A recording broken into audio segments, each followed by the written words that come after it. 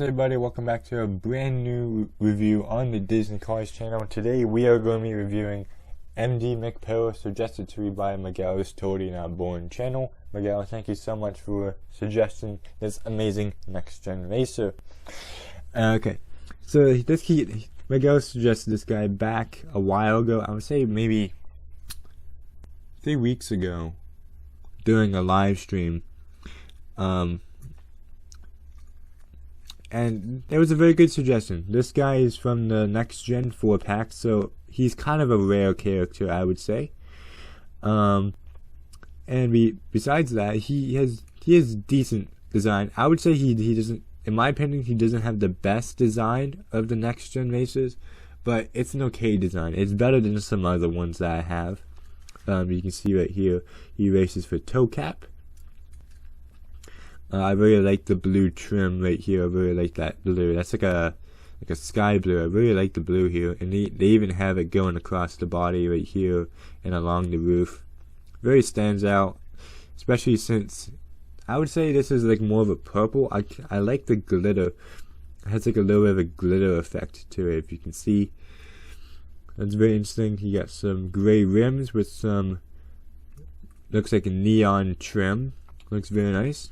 The sponsors on the side, which reads Piston Cup, Combustor, Carbon Cyber, and Synergy. We got an arrow pointing down telling him the pitties were to lift him up to do service. He's racing number 4, it looks like. You got the roof flaps kind of blending in, but you can see it. You got toe cap right here on the back, looking very nice. And then you got the rookie stripes down here.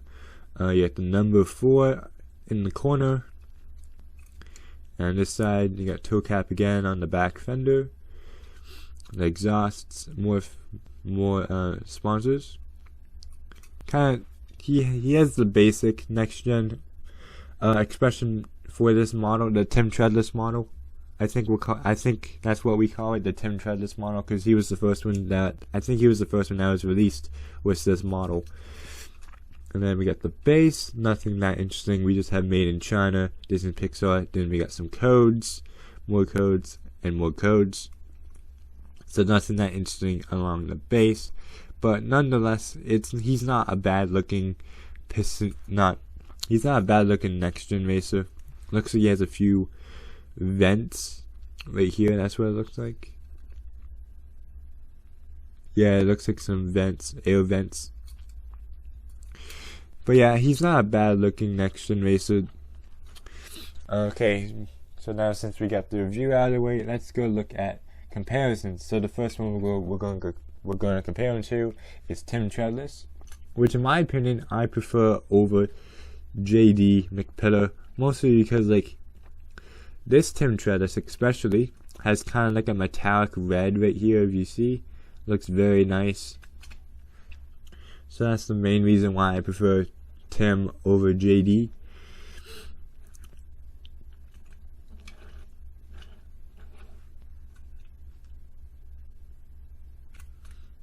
Well, Tim is also, he's basically his paint job is basically different shades of the same color of red. JD has like a mixture of colors. Like he has the purple, he looks like he has neon green, he has the sky blue, he even has some black on like the back of him mixed in. So he has a much more mixture of colors than Tim does. Tim does have a mixture of colors, but they're all of like the different shades of red. Like we have a dark shade, then we have lighter shades, and then we have a mixture of mild dark shades, but not dark like this. So Tim is basically different shades of red, while JD is a mixture of different colors.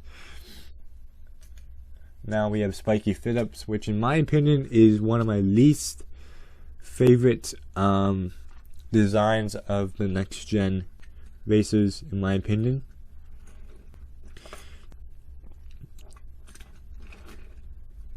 The only reason is because there's not that much crazy design. He's basically this basic blue. I don't even know the exact how this blue basically. With the little torquey pistons on the side, and I don't really know what the pattern is on the model, but they added this interesting looking pattern, basic black rims, and this interesting pattern on the hood. So in my opinion, Spikey Phillips didn't they didn't put a lot of interesting colors and patterns and effort into him. That's just what I think. But anyways, you can see they have the same expression, different eyes, but overall they're the same exact color. Different spoilers as well. That's interesting to point out.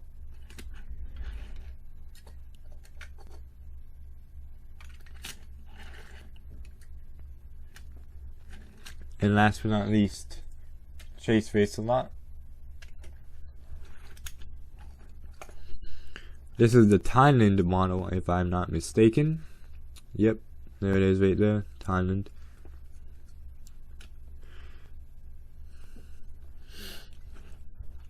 A lot of you guys say don't buy the Thailand models versus the Chinese models. In my opinion, it's not that bad. This one's not that bad, in my opinion. I don't have a Chinese one, so I can't really compare. But just from owning this guy and looking at him, he's not bad for a Thailand model.